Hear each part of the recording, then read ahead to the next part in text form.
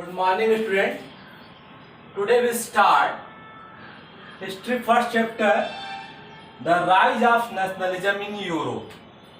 अब आज हम शुरू करते हैं हिस्ट्री का जो पहला चैप्टर है कि नेशनलिज्म का उदय कैसे हुआ या इसकी बिगिनिंग कैसे हुई। तो सबसे पहले हमको ये समझना जरूरी है कि नेशनलिज्म है क्या।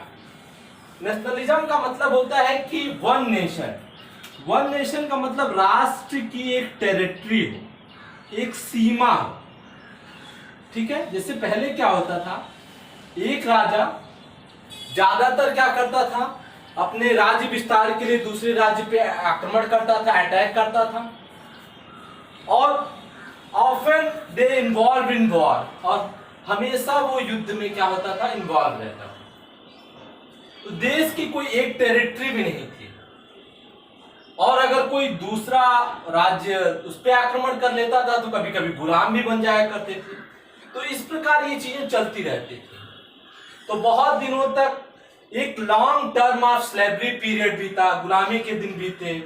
लोगों में ये भावना आई कि हमें भी डेवलप होना चाहिए, एक परमानेंट गवर्नमेंट होनी चाहिए, एक फ्लैग होना चाहिए, एक नेशनल एंथम होना चाहिए, नेशनल सॉन्ग होना चाहिए।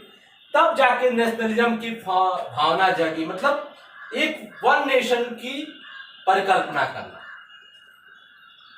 आप 9th में जैसा कि आप पढ़ चुके हो कि पहले जो नेशंस यूरोप में थे या विश्व में थे, like France, Germany, Italy, everywhere there are monarchy system.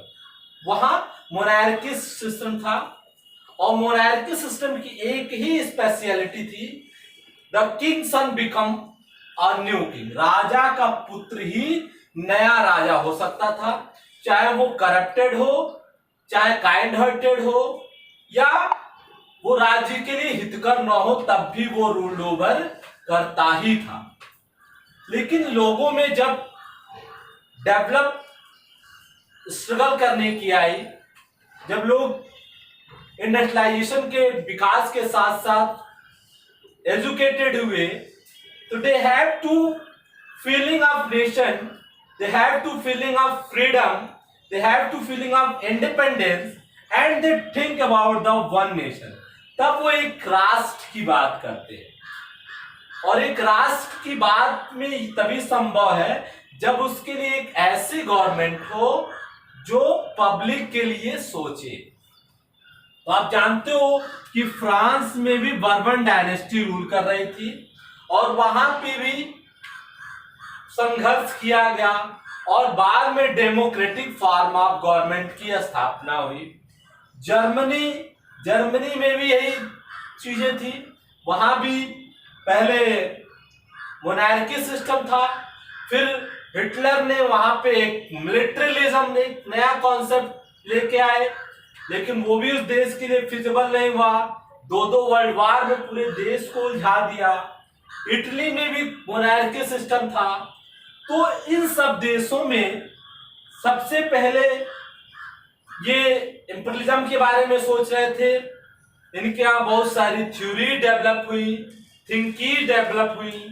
जैसे हुआ ये कि राइटर्स थे, या पेंटर्स थे, या जो फ्रीडम फाइटर्स थे, रिवोल्यूशनरी थे, सबने अपने स्तर का प्रयास किया, and they had to feeling for one nation, one flag and one permanent government. उनको ये चाहिए था कि एक देश हो, एक सरकार हो, एक झंडा हो, और लोग उसके नीचे विकास करें, और इस प्रकार नेशनलिज्म की फीलिंग जगी।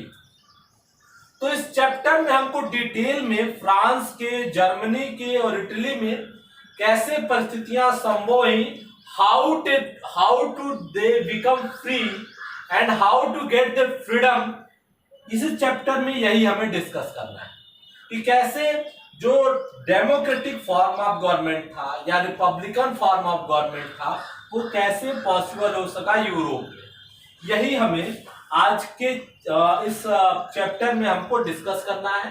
ठीक है, थैंक यू।